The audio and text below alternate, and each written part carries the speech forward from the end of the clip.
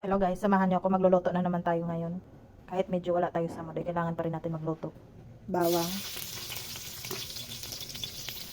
sibuyas, ilagay natin ang ating manok.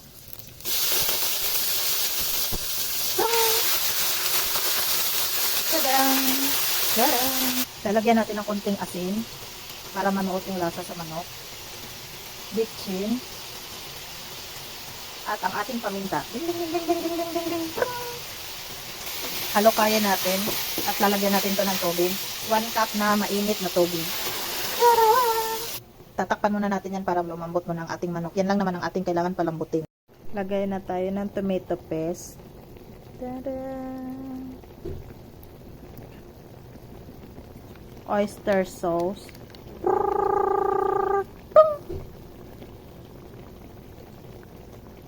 Toyo. Halukayin natin. Ayan. Halukayin lamang natin para yung kulay ng ating sabaw ay maganda. Ilagay na natin ang ating hotdog.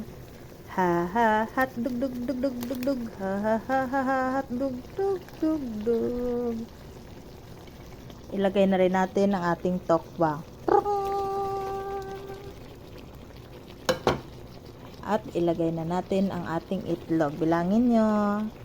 1, 2, 3, 4, 5, 6, 7, 8, 9.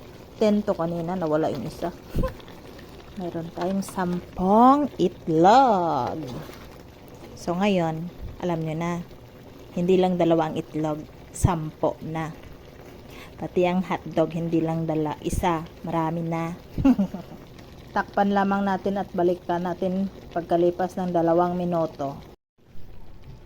Ayan na, luto na. Lagyan na natin ng sang o dahon ng sibuyas. Beng, beng, beng, beng, beng.